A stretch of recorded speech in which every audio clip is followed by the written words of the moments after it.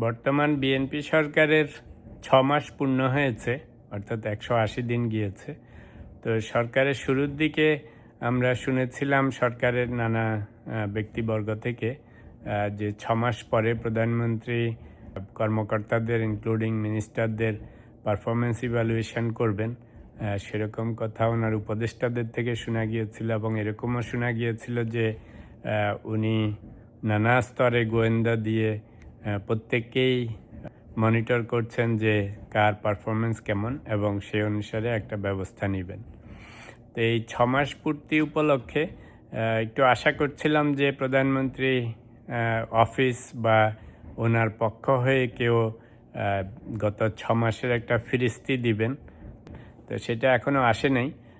এখনও আশায় আছি যে যদি সেরকম কিছু ঘটে। এটা হচ্ছে একটা। 2 নম্বর হচ্ছে 6 মাস পরে যদি ছোট্ট একটা পারফরমেন্স ইভ্যালুয়েশন আমরা করতে চাই, সেটা হচ্ছে যে অন্যান্য দিকে যদিও কিছু ভালো ভালো কাজ করেছেন কথা সত্য, কিন্তু রিসেন্টলি যেটা দেখতে পাচ্ছি দুটো জিনিস নিয়ে আজকে সংক্ষেপে আলোচনা করব। একটা হচ্ছে জ্বালানি সংকট এবং লোডশেডিং প্রবলেম, আর 2 নম্বর হচ্ছে যে কিছুটা মব সংস্কৃতি যে এখনও বিদ্যমান আছে, এই দুটো জিনিস নিয়ে। তো মব সংস্কৃতিটা নিয়েই একটু ছোট্ট করে বলি, এটা নিয়ে বেশি কিছু বলবো না, শুধু ছোট্ট একটা ঘটনা বলে তারপর বলবো। তো 15ই আগস্টে 32 নম্বরের কাছে পিঠে দেখলাম যে কিছু কিছু মানুষ এসেছিল বঙ্গবন্ধুর জন্য ফুল দিতে, বা তো এর মধ্যে একটা ছেলেকে দেখলাম বেশ কয়েকজন মানুষকে একদম পিটাপিটি করতেছে, মার দিচ্ছে, বকা দিচ্ছে, সত্যি সত্যি হাতে মারতেছে আওয়ামী লীগের সমর্থক বলে।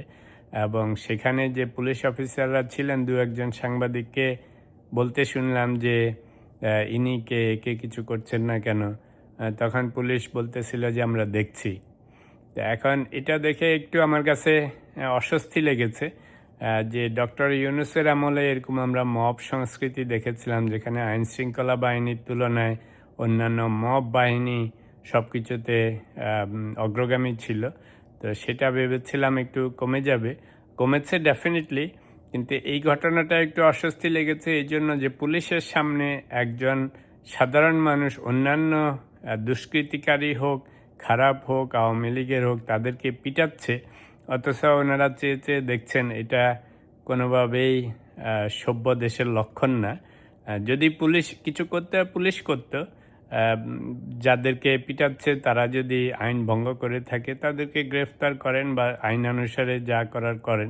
কিন্তু আরেকজন মানুষ, সে যেই দলেরই হোক, সে অন্যদেরকে হাতে ধরে পিটাবে, মারবে, সেটা কোনোভাবে অ্যাকসেপ্টেবল না। তো জানি না এটার পিছনে কি রহস্য, কেন সরকার এবং পুলিশ এগুলিকে লাই দিচ্ছে। 2 নম্বর যে এখন মেইন প্রবলেম যেটা দেখতে পাচ্ছি, জনগণ সত্যিকার অর্থেই খুবই আনহ্যাপি, সেটা হচ্ছে বিদ্যুৎ সমস্যা এবং জ্বালানি সমস্যা।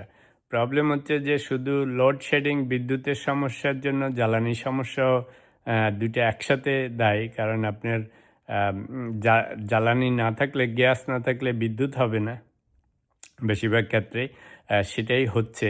তো আবার গ্যাসের প্রবলেম হচ্ছে এলএনজি আমদানিতে অসুবিধা, স্টোর করায় অসুবিধা।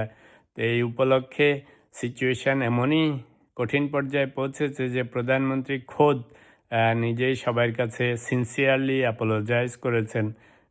এই ঘটনার জন্য উনি দুঃখ প্রকাশ করেছেন। সেখানেই থেমে থাকেননি, উনি আবার বিরোধী দলকেও বলেছেন যে শুধু উস্কানিমূলক কথা বললে হবে না, আপনাদের যদি কোনো বেটার প্ল্যান থাকে সেটা নিয়ে আসেন, যেটা 6 মাসের মধ্যে সমস্যার সমাধান করা যাবে, আমরা ডেফিনেটলি সেটা দেখব, সেটা বলেছেন। সাথে আবার অন্য খবরেও দেখেছি উনি বলেছেন যে সরকার 10 বছর মেয়াদি একটা প্ল্যান করতে যাচ্ছে জ্বালানি সংকট নিরসনে, সেটা নিয়ে আগামী 27শে অগস্ট সংসদে কথাবার্তা হবে। আর শুধু বিদ্যুৎ কেন্দ্র বানালে হবে না, কারণ বিদ্যুৎ কেন্দ্র চালানোর জন্য আবার গ্যাস লাগে। তো গ্যাস না থাকলে বিদ্যুৎ কেন্দ্র চলবে না। তো সেই ঘটনাটাই হচ্ছে বাংলাদেশে। আসলে বিদ্যুৎ কেন্দ্রের অভাব নাই, কিন্তু সেগুলি 100% ক্যাপাসিটিতে নাই। নাই কেন? কারণ গ্যাস নাই।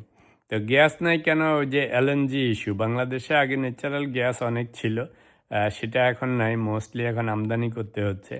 এদিকে সোলার পাওয়ার নিয়েও অনেক প্রতিষ্ঠান হয়েছিল, সেখানেও নানা রকম অনিয়ম। তো এখন বলবো যে এই যে লোডশেডিং হচ্ছে, গ্যাসের অভাব হচ্ছে, এই দুইটাতে এগুলি হচ্ছে প্রতিদিন মানুষের প্রতিদিনকার প্রবলেম। তা আপনার যখন নিত্য নৈমিত্তিক প্রবলেম হয় তখন কিন্তু মানুষ সুন্দর সুন্দর কথায়, অন্যান্য উন্নতির কথায় কোনো কিছুতে সন্তুষ্ট হবে না। ওদের কথা হবে যে আগে আমার গ্যাস চাই, আমার গাড়ি চালাতে হবে, শিল্প কারখানা চালাতে হবে, চুলা জ্বালাইতে হবে, বাসায় বিদ্যুৎ থাকতে হবে। এগুলি হচ্ছে এসেনশিয়াল থিংস। একটা জিনিস বলবো, সরকারিভাবে ঘোষণা দেন যে প্রতিদিন লোডশেডিং এই যে সারা দেশের বিভিন্ন জায়গায় হচ্ছে, মন্ত্রী পাড়ায়ও করতে হবে, সেক্রেটারি পাড়ায় করতে হবে, বিদ্যুৎ যারা পরিচালনা করে তাদের পাড়ায় করতে হবে, এবং এটা দেখাতে হবে যে এরাও যেন সত্যিকার অর্থে এই সমস্ত লোডশেডিংয়ের জন্য, গ্যাসের জন্য এরাও সাফারার, অন্যদের যেরকম হচ্ছে এদেরও হচ্ছে। তাহলে দুটো হবে, একটা হচ্ছে জনগণ বুঝতে পারবে যে আমাদের মতো ওনারাও সাফার করছেন একটা। 2 নম্বর হচ্ছে যেহেতু ওনারাও এটার ফার্স্ট হ্যান্ড সাফার করবেন, তখন দেখবেন যে অনেকখানে এগুলি ইমপ্রুভ হবে। শেষ করব এটা 3টা জিনিস নিয়ে। এক হচ্ছে সরকারের 6 মাসের, আপনারা যেরকম বলেছিলেন একটা হালখাতা দিবেন পারফরমেন্স ইভ্যালুয়েশন দিয়ে, তো সেটা ভলেন্টারিলি এখনও টাইম আছে, আপনারাই দেন একটা, যে কোথায় কোথায় সাকসেসফুল হয়েছেন, কোথায় কোথায় আপনাদের আরও অনেক কাজ করতে হবে। 2 নম্বর হচ্ছে যে মব সংস্কৃতিটা বাদ দিতে হবে, পুলিশের সামনে কেউ কাউকে মারবে, এই ধরনের সংস্কৃতিকে অ্যালাউ করা যাবে না, যেটা প্রথমে যে ইনস্ট্যান্সটার কথা বললাম। আর 3 নাম্বার হচ্ছে বিদ্যুৎ এবং জ্বালানি সংকটকে সিরিয়াসলি নেন, যাতে টেম্পোরারিলি এখন যেন রিলিফ দেওয়া যায়, এবং মিড টার্ম এবং লং টার্মের এটার একটা সত্যিকার সলিউশন করা যায়।